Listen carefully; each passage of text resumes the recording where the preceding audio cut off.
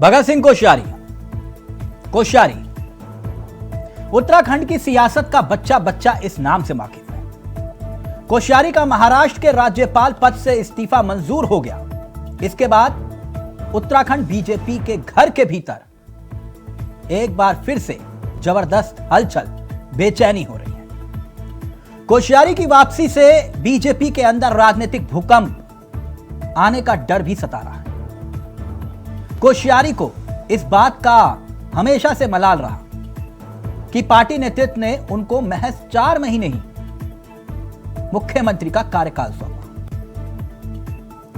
2007-2017 विधानसभा चुनाव में बीजेपी की जीत हुई, लेकिन उसके बावजूद भी हाईकमान ने उन्हें मुख्यमंत्री का पद नहीं दिया।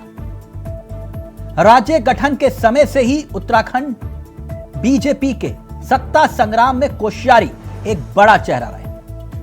आप कह सकते हैं कि सेंटर पॉइंट सियासत का, और आज भी है। कैसे वो हम आगे आपको बताएंगे। लेकिन 2000 साल था, 2000 जब राज्य बना तब नित्यानंद स्वामी को मुख्यमंत्री बनाया गया बीजेपी की तरफ से। उनके मुख्यमंत्री बनने के बाद भगत सिंह कोश्यारी बागी तेवर दिखाते हुए दिखाई दिए। तब उस दौर की बात है, और इसी तेवर के चलते 2001 में अक्टूबर के वक्त बीजेपी हाईकमान ने नित्यानंद स्वामी को हटा के भगत सिंह कोश्यारी को कमान सौंप दी। अंतरिम सरकार में लगभग 4 महीने बतौर सीएम के रूप में कोश्यारी जी ने काम किया, मगर उनकी हसरतें पूरी नहीं हुई। महज 4 महीने मिले। इसकी कसक गाहे बगाहे भगत सिंह कोश्यारी को हमेशा रही। इसके बाद 2007 बीजेपी का कमल खिला, मगर मौका मिला जनरल भुवन चंद खंडूरी को। उसके बाद कोश्यारी को राज्यसभा भेज दिया गया, लेकिन कोश्यारी की नाराजगी उसके बाद भी कम नहीं हुई, और उन्हीं की नाराजगी का ही नतीजा था कि खंडूरी को हटा के निशंक को मुख्यमंत्री बनाया। खंडूरी को हटाने की मुहिम में कोश्यारी ने राज्यसभा से इस्तीफे का शोर बुलंद करके भाजपा हाईकमान को असहज तक कर दिया था। यह सब होने के बाद 2009 की गर्मियों में खंडूरी को मुख्यमंत्री की कुर्सी से हटना पड़ा। कोश्यारी को मुख्यमंत्री नहीं बनाकर निशंक को मुख्यमंत्री बनाया गया। यह कहानी मैं इसलिए बता रहा हूं कि हर उत्तराखंड की सियासत के अध्याय में कोश्यारी नाम दर्ज है। राज सत्ता में मुखिया बनते ही निशंक के तेवर बदल गए। उनके करीबी कहने लगे कि कोश्यारी जी से बातचीत तक नहीं होती थी। फिर खंडूरी और कोश्यारी एक हुए, और फिर एक नया प्रयोग हुआ 2012 के वक्त। खंडूरी है जरूरी, याद होगा आपको। वापसी हुई खंडूरी की सत्ता में, उसमें भी अहम योगदान कोश्यारी जी का। खंडूरी के शासनकाल में कोश्यारी जी की भूमिका अहम थी। साल 2012 का चुनाव हुआ और बीजेपी हार गई। 2017 में, अब देखिएगा, 2017 में बीजेपी विधानसभा चुनाव जीतती है। इसके बाद भगत सिंह कोश्यारी सीएम की दौड़ में उम्मीद लगाए हुए थे, लेकिन देश के प्रधानमंत्री और बीजेपी के चड़क्के मोदी और अमित शाह ने कोश्यारी के ही करीबी रहे, और माना जाता है कि वो भी उनके राजनीतिक शिष्य ही है। त्रिवेंद्र सिंह रावत, उनको कमान सौंप दी। त्रिवेंद्र कोश्यारी के रिश्तों में इसके बाद एक ठंडक सी पड़ी।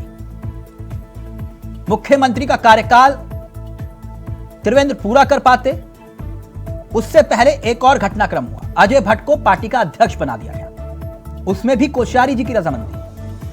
त्रिवेंद्र को उनके कार्यकाल पूरा किए बिना मार्च 2021 में हटाया गया। सीएम की कुर्सी से हटने के बाद तीरथ सिंह रावत को मुख्यमंत्री बनाया, लेकिन विवादित बयान से पार्टी असहज हुई, तो फिर एक चेहरा सामने आया। वो चेहरा जो किसी ने सोचा भी नहीं था,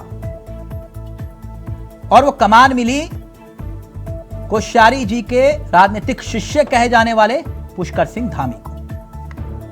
यानी कि इस पूरी सियासी स्क्रिप्ट में कोई ऐसा अध्याय नहीं जो कोश्यारी जी के बिना पूरा हो जाए।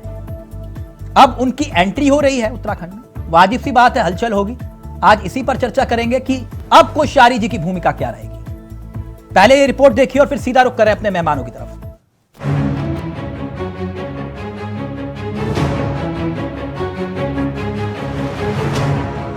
उत्तराखंड में एक बार फिर सियासत तेज होने वाली है। जानते हैं क्यों? क्योंकि कांग्रेस की तरह अब बीजेपी के पास भी अनुभवी और घाटी नेताओं की सूची में शुमार भगत सिंह कोश्यारी उत्तराखंड में वापसी कर रहे हैं। जी, बीजेपी के दिग्गज महाराष्ट्र के पूर्व राज्यपाल भगत सिंह कोश्यारी वापस उत्तराखंड लौट रहे हैं। राज्यपाल के पद से इस्तीफा मंजूर होने के बाद भगत सिंह कोश्यारी वापस उत्तराखंड लौट कर आ रहे हैं और उनकी इस वापसी के बाद से ही बीजेपी के कार्यकर्ताओं में कानाफूसी शुरू हो चुकी है। सवाल हर किसी के जहन में यही कि आखिरकार कोश्यारी की भूमिका उत्तराखंड के राजनीति में क्या होगी। वैसे ये बात सब जानते हैं कि मौजूदा सीएम पुष्कर सिंह धामी हो या फिर सूबे के पूर्व मुख्यमंत्री त्रिवेंद्र सिंह रावत, कोश्यारी दोनों के ही राजनीतिक गुरु रहे हैं।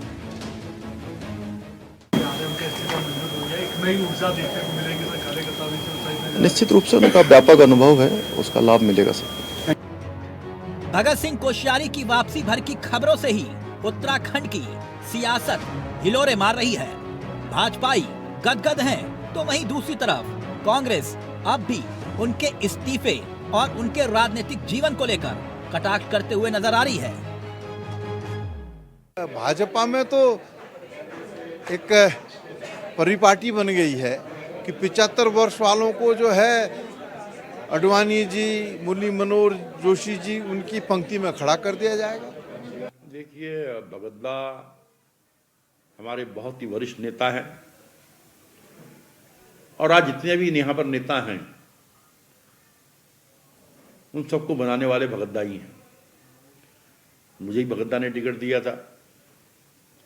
जितने हमारे पूर्व मुख्यमंत्री बने हैं सबको भगतदा ने बनाया है।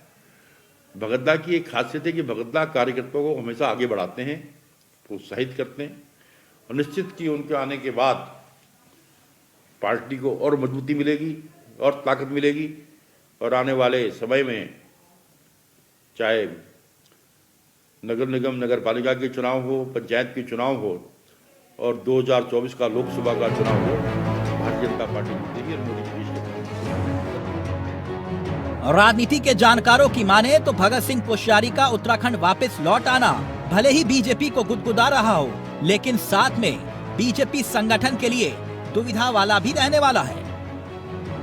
क्योंकि जिस तरीके का भगत सिंह कोश्यारी का उत्तराखंड में राजनीतिक अनुभव रहा है, ऐसे में उनके वापस आने से बीजेपी में फिर से गुटबाजी को हवा मिल सकती है। देखिए, राजनीति में ये कायदे चलते नहीं हैं। ये तो अपने मतलब के लिए कभी उम्र घटाई भी जा सकती है, कभी बढ़ाई भी जा सकती है। ये आप देख रहे होंगे, आप पिछले लोकसभा चुनाव में जो था, या कई लोगों को, ऐसे लोगों को टिकट दिया था जो उम्र के उस पे थे, जो बार जो लगाया था, जो प्रतिबंध लगाया था, उसको पार कर गए थे, लेकिन वो फिर राजनीति में आए। तो ये तो आप नहीं कह सकते कि राजनीति में कोई उम्र किसी की ज़्यादा हो गई है। देखिए, राजनीतिक व्यक्ति है तो उसकी कुछ ना कुछ इच्छाएं तो रहती होंगी। अब ये तो वक्त बताएगा कि। तो शिष्य का राज, गुरु की वापसी। सीधा रुख करें अपने मेहमानों की तरफ। हमारे साथ इस वक्त जो मेहमान जुड़ रहे हैं इस चर्चा में, हमारे साथ कुंवर जपेन साहब जुड़ गए हैं, बीजेपी के अनुभवी चेहरों में से एक हैं। लखपत बड़ोला साहब कांग्रेस के अनुभवी चेहरे हैं, साथ ही हेमा भंडारी आम आदमी पार्टी का तेज तर्रार चेहरा। बहुत बहुत स्वागत है आप तीनों का। कुंवर साहब, चर्चा आपसे, क्योंकि आपके घर का मसला है। मैंने शुरू में एक बात कही, मैंने कहा कि उत्तराखंड की सियासत का कोई ऐसा अध्याय नहीं है जो कोश्यारी जी के बिना लिखा जा सके।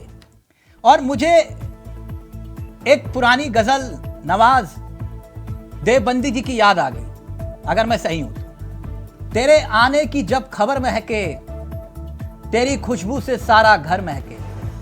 नहीं कुंवर साहब, कोश्यारी जी आ रहे हैं। बिल्कुल तिलक जी, कोश्यारी जी आ रहे हैं। कोश्यारी जी का स्वागत है। उत्तराखंड के बहुत अनुभवी चेहरों में से एक है। लेकिन भारतीय लोकतंत्र में राजनीतिक दल अपनी विचारधाराओं से जनतंत्र को सहमत भी करते हैं और आकर्षित भी करते हैं। और भारतीय जनता पार्टी की जो विचारधारा है वो सबसे पहले उस पे हमें क्लियर हो जाना चाहिए कि जो भारतीय जनता पार्टी की विचारधारा है वहाँ राष्ट्र प्रथम, संगठन द्वितीय और व्यक्ति तृतीय, ये एक विचारधारा है। तो भारतीय जनता पार्टी के प्रत्येक कार्यकर्ता को, चाहे वो छोटे से छोटे पद पर बैठा हो, चाहे वो बड़े से बड़े पद पर चला जाए, वो ये कभी भी नहीं भूलता है कि हमारी राजनीति पहले राष्ट्रवाद को समर्पित है, उसके बाद फिर संगठन और व्यक्तिवाद। बदलने क्या वाला है कोश्यारी जी के आने से? कुछ नहीं बदलने वाला, और उल्टा प्रदेश के अंदर उनका जो सानिध्य मिलेगा, उनके पास जो उनका इतना बड़ा एक्सपीरियंस है, पॉलिटिकल एक्सपीरियंस है, तो आप कह रहे कुछ नहीं बदलने वाला। प्रदेश की हमने तो देखा कि पहले मुख्यमंत्री नित्यानंद स्वामी से लेकर पुष्कर सिंह धामी तक जितने भी राजनीतिक घटनाक्रम हुए, तब से लेकर अब तक कोई ऐसा अध्याय नहीं जो उनके बिना पूरा हो। तो आप कह रहे कुछ होगा नहीं, मैं समझ नहीं पाया। यानी मार्गदर्शन मंडल में रहेंगे वो? उनके मार्गदर्शन में उत्तराखंड और तेजी से आगे बढ़ेगा। उनका जो उनके पास जो एक्सपीरियंस है उसका निश्चित तौर पर भारतीय जनता पार्टी के संगठन और सरकार को लाभ मिलेगा। तो इसमें गलत क्या है? नहीं, गलत कुछ नहीं है। उत्तराखंड से वो वास्ता रखते हैं। उत्तराखंड नहीं, बहुत अच्छी बात पर वापस आ रहे हैं, उनका स्वागत है। एक मिनट लखपत जी, सुना आपने, कोश्यारी जी आ रहे हैं, कुंवर साहब कह रहे हैं कि कुछ नहीं बदलेगा, लेकिन मुझे नहीं लगता, मेरा तो इतना राजनीतिक अनुभव नहीं है आप लोगों की तरह, लेकिन मुझे नहीं लगता कि कुछ नहीं बदलेगा। कुछ तो बदलेगा कि नहीं लखपत साहब? जी, निश्चित रूप से मैं एक चीज कह सकता हूं कि कोश्यारी जी प्रदेश की, देश की राजनीति के एक महत्वपूर्ण बिंदु रहे। उत्तराखंड की विशेषकर राजनीति में भाजपा में जितने मुख्यमंत्री बने उनकी सहमति के बगैर नहीं बनी है। संगठन में उनकी मजबूत पकड़ है ये भाजपा की। लेकिन एक उत्तराखंडी के नाते मैं ये जरूर कह सकता हूँ कि उत्तराखंड के लोगों को जिस तरह से केंद्र सरकार के नारे लगा रहे, चाहे वो निशंक जी पहले केंद्रीय मंत्री थी, उन्हें आधे कार्यकाल में हटा दिया, कोश्यारी जी का कार्यकाल पूरा नहीं होने दिया, तो ये निश्चित रूप से एक उत्तराखंड के लिए एक दुखद बात है कि एक संवैधानिक पदों पे बैठे व्यक्तियों का, सुन लीजिए मैं पूरी बात। नहीं लखपत साहब, आप देखिए इतने अनुभवी व्यक्ति हैं, बार बार निशंक जी को फिर मंत्री किसने बनाया था? जी मैं यही कह रहा हूँ, मैं आपसे सुन लीजिए। कोश्यारी जी को राज्यपाल किसने बनाया था? सुन लीजिए, मैं यही कह रहा हूँ। अजय भट्ट के पास कौन सा विभाग है? तो फिर सर ये तो तिलक जी पूरी बात, मेरी बात आने दीजिएगा, आप इंटरप्ट नहीं कर। मैं एक बात कह रहा हूँ, यदि आपने निशंक जी को शिक्षा मंत्री बनाया, नई शिक्षा नीति आई, नई शिक्षा नीति लागू होने के 10 दिन बाद उनको हटा देते हैं, कहते हैं सर्वश्रेष्ठ शिक्षा नीति है, शिक्षा मंत्री को हटा देते हैं, कहते ऐतिहासिक काम किया, क्यों हटाया गया? 1 साल क्यों मंत्री बनाया उन्हें, बाकी 4 साल क्यों नहीं बनाए? सवाल ये पूछा जाए, कोश्यारी जी राज्यपाल बने, क्यों उनका कार्यकाल पूरा नहीं किया गया? मैं ये कह सकता हूँ, जपेंद्र जी ने एक बहुत बड़ी बात कही है, इनके लिए मोदी जी प्रथम है, दूसरे में इनके लिए सत्ता है, तीसरे में इनको नोट है। देश तो इनके कहीं दूर दूर तक नहीं है, ये केवल शब्दों में जैसे जय श्री राम बोलते, जय सिया राम नहीं बोलते हैं, उसी तरह से इनको न राष्ट्र से कुछ लेना है, न हिंदुत्व से कुछ लेना, राष्ट्रवाद से कुछ। जय श्री राम जय सिया राम पे आ गए आप। विषय सत्ता चाहिए। नहीं, आप लखपत जी, आपका अनुभव क्या कहता है? आपका अनुभव क्या कहता है, क्या होने वाला है बताइए? भूकंप आने वाला है उत्तराखंड की राजनीति में, भाजपा के लिए वो हलचल शुरू होने वाली है कि आप कुछ समय बाद देखोगे कि मुझे लगता है कि यहाँ के जितने मुख्यमंत्री के दावेदार है, वर्तमान मुख्यमंत्री है, रातों की नींद, रातों की चैन भी मुझे लगता है साहब की भविष्यवाणी बोले भूकंप आने वाला है, तैयारी करो। और कोश्यारी जी का जो अनुभव है, जो उनका पुराना ट्रैक रिकॉर्ड है, वो यही बताता है। मानसिकता को समझिए, हम बात कर रहे हैं राष्ट्रवाद की, संगठन की, व्यक्ति की। राष्ट्रवाद आपका है ही नहीं, सत्ता की, पैसे की और लालच की। राष्ट्रवाद आप बहुत बड़ा सरकारों को गिरा देते हैं, पैसे देकर के, ईडी लेकर और कांग्रेस के अंदर। लखपत जी, हमने आपको सुना, बीच में मत बोलिए, आप बीच में मत बोलिए, हमने आपको सुना। संविधान हमने बनाने आपको में सुना। आपका योगदान है, हिंदुस्तान हमने बनाने में आपको आपका सुना। योगदान है, अब आपकी राष्ट्र बनाने में जब आपका आपका योगदान जवाब है। देने का समय लेकिन आएगा तब शब्दों आप के जवाब अंदर जिस दीजिएगा, वक्त आप प्लीज। कहते हैं कि हम राष्ट्रवाद तो किसको तिलक कहते जी, हैं? ये राष्ट्रवाद बहुत किसको बड़ा कहते एक हैं? आप डिफरेंस विपक्षों के है सरकारों को गिरा दें, भारतीय जनता आप पार्टी जो और सरकारें कांग्रेस चुनी के गई अंदर। उनको ये खरीद बहुत फरोख्त बड़ा करें। कारण है कि आप उन लोगों कांग्रेस को पूरे देश की CBI जनता का के कैसे सामने नहीं पेश मारे? किताबों ये गई है। आपका राष्ट्रवाद है। कांग्रेस को राष्ट्रवाद जरूरत किसको है कहेंगे कि आप अडानी जी को अपने पूरा आप देश को बेच सुधारने देंगे, की। देश के सारे के सारे जनता संस्थान बेच पार्टी दें। 37 का PSU प्रत्येक प्रधानमंत्री जी ने देश कार्यकर्ता के बेच दे, कौन सा छोटे संस्थान पद आपने पर खड़ा हो, कर बड़े दिया? पद पर हो, वो अपनी राष्ट्रवाद की आप बात जिम्मेदारियों का कौन सा निर्वाह संस्थान करता आपने है। राष्ट्र के लिए खड़ा कर वो दिया? एक संस्थान का नाम देश बता की दीजिए। सेवा में 8 और सालों में राष्ट्रवाद आपने को अपने अंदर आपने बसाते हुए देश के राजनीति सारे करता है। रेल भेज लेकिन दिए, गेल कांग्रेस भेज दिया, की सर्वे ऑफ राजनीति इंडिया भेजा, देश रेलवे को भेज जिस दिया, तरह से ONGC बर्बादी भेज के दिया, आपने कगार पर ले जा रही थी, क्या रखा हुआ आपने इसीलिए देश एक के मिनट, अंदर? एक देश मिनट। के सारे कांग्रेस को संस्थान नकारा को आप गया। देख लें। एक मिनट कुंवर और साहब, आप एक कहते मिनट, हैं एक मिनट, हेमा आप जी, इनसे पूछिए, हेमा जी, राष्ट्रवाद में एक संस्थान एक बताया मिनट जो लखपत जी, मोदी ने एक खड़ा मिनट किया हो। लखपत जी, एक लखपत संस्थान बता जी, दीजिए। अभी उत्तराखंड नहीं, पे रहते हैं ना राष्ट्रवाद आप, की कहाँ? बात करें, राज्य एक मिनट संस्थानों को बेच के राष्ट्रवाद सर, लाइए। एक मिनट, एक अरे मिनट दिल्ली का लाल किला बेच दिया लखपत आपने। जी, एक मिनट रुकिए आपने सर। रेल भेजा, गेल भेजा, सर्वे ऑफ इंडिया, अच्छा ONGC ठीक है सर, भेजा, सब कुछ DRDO भेज दिया, भेजा, ओके, सारी एक चीजों मिनट, भेज दिया एक मिनट, अब ऑडियो एयरपोर्ट भेज दिया आपने, एक मिनट बंदरगाह सर, सब भेज कुछ दिया। भेज दिया, एक मिनट रुकिए ना सर। विशेष कोश्यारी जी, आप कह रहे हैं ये भेज दिया, वो भेज दिया, एक मिनट रुकिए। हेमा जी, जी सुना है लखपत जी कह रहे हैं कि भूकंप आने वाला है, भूकंप बीजेपी के घर में, जी आपको भी ऐसा लगता है क्या? तिलक जी, इब्तदाई इश्क में रोता है क्या, आगे आगे देखिए होता है क्या। वाह, तो तो जो है अब कोश्यारी जी के आने से जो भाजपा के शीर्ष नेतृत्व गुणा भाग करने में लग गए हैं और जो हलचल भाजपा में मची हुई है इस समय, तो उनके आने से, क्योंकि उन्होंने राज्यपाल के पद पर रहकर उसकी गरिमा को कमजोर करने का काम किया है, उससे जो है उत्तराखंड की छवि भी धूमिल हुई है। अब देखना यह है कि वो उत्तराखंड आएंगे तो ये भाजपा को सोचना है कि उनके कहाँ हथौड़ा मारते हैं। तो कोश्यारी जी जो है चुप बैठने वालों में से नहीं है कि उनको कहा जाए कि वो 75 साल के हो गए तो वो मार्गदर्शन मंडल में चले जाएंगे। वैसे तो उन्हें 80 साल में संन्यास ले लेना चाहिए। आप लोगों को कोश्यारी जी के नाम पर इतना करंट क्यों लग रहा है? नहीं, हमें देखिए, ये किसी को नुकसान नहीं होगा क्योंकि उन्होंने पूर्व मुख्यमंत्री रहते हुए और सांसद के रूप में रहते हुए उन्होंने बहुत कोई उपलब्धि नहीं की है कि उत्तराखंड वासियों को गर्व हो उन पे। या कुंवर साहब हमें कुछ कहना चाह रहे हैं, फिर मैं वो- सवाल ले लीजिएगा। कुंवर साहब बोलिए, क्या कहना चाह रहे हैं हेमा जी की बात पर? देखिए, संगठन और सरकार का ये मानना है कि निश्चित तौर पर कोश्यारी जी के अनुभवों का माननीय धामी जी को भी लाभ मिलेगा, सरकार को भी लाभ मिलेगा, संगठन को भी लाभ मिलेगा। अब कोश्यारी जी ने इच्छा देखिए व्यक्त तिलक करी जी, कि वो राजनीतिक चर्चा में तिलक जी देखिए चर्चाओं में था कि धामी जी चुनाव हारने के बाद भी उनको जो मुख्यमंत्री बनाया गया तो कोश्यारी जी ने दिल्ली में डेरा डाला हुआ था पूरी तरह से अपने शिष्य को मुख्यमंत्री बनाने के लिए। उन्होंने अब जो है, अब जिस तरह से बेरोजगार तन्मयता से के संगठन आंदोलन को अपना हुए, जीवन दिया है, जो घोटाले हो सरकार रहे, में काम अब जो करा है है, गुरु तो जी निश्चित आके तौर कौन सा पर गुणा उनके भाग अनुभवों करेंगे, का लाभ तो ये संगठन और धामी जी सरकार को मिलेगा, मिलता रहेगा और उत्तराखंड की गति को एक नई दिशा और स्पीड के साथ आगे जाने का मौका भी मिलेगा। हेमा जी कुछ बता रही थी इनसाइड हाँ स्टोरी, जी, क्या हाँ थी जी, वो? बिल्कुल। इस कि समय क्या जो मुख्यमंत्री वाली क्या थी इनसाइड स्टोरी? मुख्यमंत्री जी घिर चुके हैं बेरोजगार संघ के आंदोलन से। हेमा जी, घबराए हेमा जी, हुए अब मुद्दे पे आइए ना, वो जो आप मुझे स्टोरी सुना रहे थे, वो मनोहर कहानी जो सुना रहे थे आप। अब गुरुजी आ रहे हैं तो शिष्य के लिए क्या सौगात लेके आएंगे या कौन सा गुणा भाग करेंगे? और जो उन्होंने अपने पैतृक गांव में 2 कमरों का मकान बनाया है, वहां से कौन सी सियासत करेंगे? तो वो सारी सियासत वहां से चलेगी, जो हलचल होगी वो बीजेपी में होगी।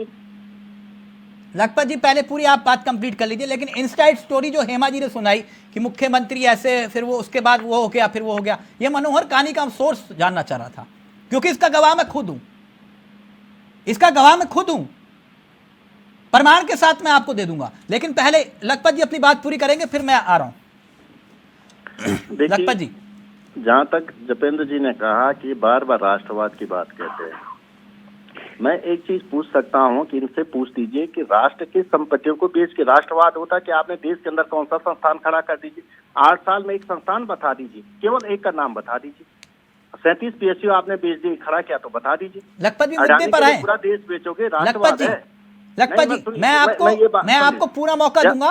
जिस दिन ये डिबेट में विषय तो होगा बात आते हैं। मैं जल्दी ये विषय रखूंगा, आपको आमंत्रित करूंगा। अभी मुद्दे पे कोश्यारी जी मुद्दा। हाँ, मैं अब इसी मुद्दे पे आ रहा हूँ। हाँ। क्योंकि कोश्यारी जी में राष्ट्रवाद घुसा देते हैं।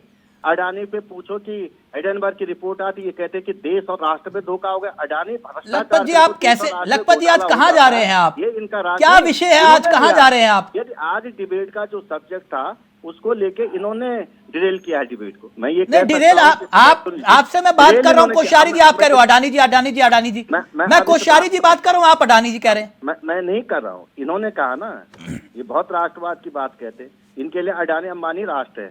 मैं ये कह रहा हूँ कि कोश्यारी जी का निश्चित रूप से जो पिछला ट्रैक रिकॉर्ड है, और जितने समय से मैं उन्हें जानता हूँ, उनकी संगठन में बहुत, भाजपा के अंदर एक बहुत अच्छी छवि भी है, बहुत अच्छे सुलझे हुए नेता है, बहुत पकड़ है, और वो बहुत आराम से बैठने। उत्तराखंड में जितने भी माननीय मुख्यमंत्री पूर्व हुए भाजपा के, उनमें निश्चित रूप से कोश्यारी जी का बड़ा दखल रहा है। और आपने देखा वो जिस तरह से वो महाराष्ट्र के राज्यपाल रहने के बावजूद भी उत्तराखंड की राजनीति को हिलाते रहे, राजनीति में हस्तक्षेप करते रहे, चाहे संगठन में हो, चाहे वो सरकार के रूप में हो, वो सब जानते हैं। तो आज वो उत्तराखंड में, उनकी इच्छा थी उत्तराखंड आने की, उनकी इच्छाएं किसी ने तो राजनीतिक संन्यास का ऐलान तक किया था, वो फिर भी चुनाव लड़ रहा था फिर। जी जी, निश्चित। नहीं, लखपत जी बताइए ना, किसी ने तो सार्वजनिक रूप से कहा था कि मेरा आखिरी चुनाव है, अभी भी तैयारी हो रही है हरिद्वार से। जी, निश्चित रूप से कहा था। हाँ, उसमें कहीं कोई दो राय नहीं। लेकिन मैं ये कह सकता हूँ, ये मत बोलिए कि राजनीति में भैया हम ही संत हैं, कोई और तो है ही नहीं। जो हमने कहा था ना कि मैंने कहा कि जो भूकंप आएगा, अब जो सरकार से लेकर संगठन में जो हलचल भाजपा के अंदर जो आई है, उसकी परिणति आपको कुछ ही दिनों में दिख जाए, कुछ ही महीनों में पता चल जाएगा। कुंवर साहब, ये जरूर कह मेरे सकता हूं कि सरकार स्थिरता लखपत जी की भविष्यवाणी पर यकीन पता नहीं क्यों नहीं हो रहा है। वो कह रहे हैं कि हलचल होगी, देखिएगा आप। एक ये भी पूछे कितने पीएसयू खड़े किए, एक पीएसयू के नाम बात को आगे बढ़ाते हैं। आपने राजनीति के संतों की बात करी, तो राजनीति के संत और राजनीति में संत तो केवल और केवल भारतीय जनता पार्टी के पास। अच्छा। कांग्रेस के पास तो मात्र और मात्र राजनीति का अंत है। तो ये जहां संतों की बात है, तो निश्चित तौर पर भारतीय जनता पार्टी गर्व महसूस करती है कि राजनीति में संत और राजनीति के संत मात्र और मात्र भारतीय जनता पार्टी के पास है। कांग्रेस राजनीति का अंत बन चुकी है। और यकीन मानिए, कोश्यारी जी के आने से भारतीय जनता पार्टी की सरकार और संगठन को उनके अनुभवों का लाभ मिलेगा। और जो उन्होंने ऐसा ही है हेमा जी, एक राजनीतिक संन्यास की बात कही है, तो निश्चित तौर से देखिएगा मंत्री सुन लीजिए, ऐसे शुरू में ही कहा था संत की बात कि इब्तिदाई इश्क में रोता है कि आगे आगे देखिए होता है क्या, किसका समीकरण बिगड़ता है, किसका रास्ता पड़ता है। विधायक मंत्री सम्मिलित है, महिला की हत्याओं में सम्मिलित है, बलात्कार में सम्मिलित है। ये राजनीति के संत है। विधानसभा के अंदर कौन फिल्में देखते हैं और इन्हें राजनीति के संत कहते? जयपेंद्र जी, आपका हम सम्मान करते हैं, फिर से कोई ना कोई बयान ऐसा कर देंगे विपक्षी दलों के विरोध में ये तो। अच्छा हेमा जी एक थ्योरी ले। अच्छा सुनिए लखपत जी एक मिनट, एक दिलचस्प किस्सा, एक दिलचस्प किस्सा, एक मिनट लखपत जी का ऑडियो, एक मिनट लखपत जी। हेमा जी ने एक बात कही, बोले वो कुछ करे ना करे ऐसा बयान देंगे जितेंद्र साहब जो है वो सफाई नहीं दे पाएंगे। एक किस्सा याद आ गया, सुना देता हूं, क्योंकि अगर बात इन्होंने गजब की थ्योरी सुनाई मुख्यमंत्री वाली है। सुनिएगा लखपत जी, आप दिलचस्प बात है, कुछ याद आएगा आपको, आप अनुभवी व्यक्ति हैं, आपके घर का ही मसला है वो भी। लखपत जी को कोई फर्क नहीं पड़ता कि कौन लखपत जी को सुन रहा है या कौन नहीं सुन रहा। इनका टेप रिकॉर्ड बजा और ये शुरू हो गए। नहीं, अब बंद कर दिया उन्होंने, अडानी रानी नहीं बोल रहे अब। एक मिनट सुनिए लखपत साहब, आप लोगों को याद होगा साल था 2010 या 11, और तब ये पूरा बवाल हुआ। फिर खंडूरी जी की वापसी होती है सत्ता में, मतलब मुख्यमंत्री के तौर पर, और चुनाव हारने के बाद मुख्यमंत्री बनाया जाता है विजय बोगड़ा को। ठीक, यह बात कांग्रेसियों को नहीं मालूम थी, यह बात कोश्यारी जी को मालूम थी। मेरी बात को समझिएगा। और उसके तुरंत बाद कोश्यारी जी का एक बयान आता है, क्योंकि हेमा जी ने जिक्र किया, आप लोगों को शायद याद होगा, डीएनए वाला बयान, कुछ याद आया? जी, मैं यही कह रहा हूं। हाँ, सुन लीजिए, अभी बता रहा हूं। इत्तेफाकन मैं उनका इंटरव्यू लेने चला गया, और मैंने कहा कि कोश्यारी जी वो डीएनए वाला बयान, बोले ना, वो कई बार गुस्सा भी हो जाते थे, बोले बंद करो इसको पहले, और बोला उन्होंने तिलक तुम बवाल करवाते हो, बंद करो इसको। बंद होने के बाद क्या बोले, ऑफ रिकॉर्ड बोले अभी रुकिए, पिक्चर बाकी है, पिक्चर बाकी है। मैंने कहा आपने तो बोला था डीएनए, बोले नहीं डीएनए बस बंद करो इसको। समझे लखपत जी? मैं सब समझ रहा हूं, हाँ, लेकिन तो ये सब सियासत के किरदार आपके घर से भी हैं, ऐसा नहीं है आपके घर में छिपे हुए सारे किरदार। नहीं, मैं एक बात आपसे कह सकता हूं कि जो डीएनए की बात आपने कही, वो आज इनके राजनीतिक संत बने हुए हैं। अब देखिए सर, मैं तो आपको याद दिला रहा था, सिर्फ ये हुआ था ना, अगर बोलिए नहीं हुआ था तो बोलिए, मैं माफी मांग रहा हूं। मुझे वो 12 की घटना भी याद है, हाँ, वो 10 की घटना भी याद है, मैं निश्चित रूप से गवाह भी हूं उन चीजों का। हाँ, लेकिन मैं ये जरूर कह सकता हूँ, आपकी बात, आप बहुत ही सुलझे हुए राजनीति, क्या कहते हैं, पत्रकार रहे। आपने हर व्यक्ति को, आप नजदीक उत्तराखंड की, तो आप हर किसी को बहुत, हम जैसे लोगों को भी आप बहुत नजदीकी से जानते हैं, तो बड़े नेताओं को तो आप जानते हैं। लेकिन मैं ये जरूर कह सकता हूँ कि कोश्यारी जी के मामले में आप जानते कि कोश्यारी जी किस तरह के पॉलिटिशियन है। उत्तराखंड में 2 लोग संगठन से बहुत मजबूती से जुड़े हुए, चाहे वो हरीश रावत जी कांग्रेस में हो, चाहे उसमें भाजपा में कोश्यारी जी हो। निश्चित रूप से क्या उस वक्त कोश्यारी जी नहीं चाहते थे हरीश रावत मुख्यमंत्री बन जाए? जी मैं अब बता देता हूँ। हाँ कि नहीं, आप मुझे ये भी बता दीजिए। देखिए जो बातें चली गई है उनको हाँ देखिए, मतलब ना बड़ोला साहब, मुझसे नहीं हो पाएगा फिर। हाँ, ज्यादा ठीक मेरे साथ मत खेलिए। आज व्यक्ति अपनी पार्टियों में विचारधाराएं अलग हो सकती है, लेकिन हम कोश्यारी जी का सम्मान करते हैं और उन्होंने संगठन के लिए अपना जीवन खपाया है।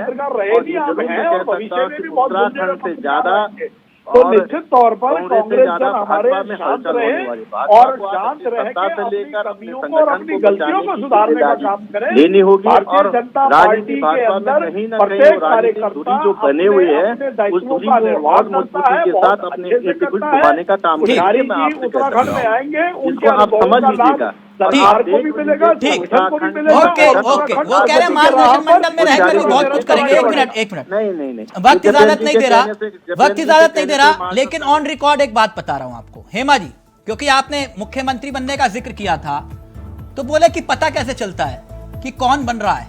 मैं बताता हूं कैसे पता चलता है। ऑन रिकॉर्ड इस चीज को दर्ज रखिएगा हेमा जी। मैं आप चाहेंगे तो इंडिया वॉइस की वो क्लिप भेज दूंगा आपको। जब त्रिवेंद्र जी को मुख्यमंत्री पद से हटाया जा रहा था, तब सवाल यही था, क्या होता है कनेक्शन बता रहा हूं। सवाल यही था कि आखिरकार मुख्यमंत्री कौन बनेगा, कौन बनेगा। हम नाम मत दिलवाइएगा जपेन साहब, लेकिन आप ही के घर से एक इंफॉर्मेशन आई, जब आप लोगों को भी नहीं मालूम था, तब इंडिया वॉइस ने खबर ब्रेक की थी कि पुष्कर सिंह धामी मुख्यमंत्री बनने जा रहे हैं। उसका कनेक्शन भी वहीं से ही था। एक दिन पहले इंडिया वॉइस ने खबर ब्रेक की थी कि पुष्कर सिंह धामी, कोई सोच भी नहीं रहा था नाम, धामी जी मुख्यमंत्री बनेंगे, तय था और हुआ भी वही। और आज भी बेहतरीन तरीके से सत्ता चला रहे हैं। तो बिना आशीर्वाद के तो लखपत जी आपकी पार्टी में भी कुछ नहीं चलता। किसी का 10 जनपद से होता है, किसी का बलबीर रोड से होता है, फर्क इतना है। ठीक, थैंक यू सो मच, बहुत बहुत शुक्रिया। कुंवर साहब आपका भी, जपेन साहब आपका भी, लखपत जी आपका, हेमा जी आप सभी का बहुत बहुत शुक्रिया। तो अभी देखते हैं कोश्यारी जी के अनुभव से बीजेपी को क्या लाभ मिलता है। नमस्कार, जय हिंद, जय भारत, जय उत्तराखंड।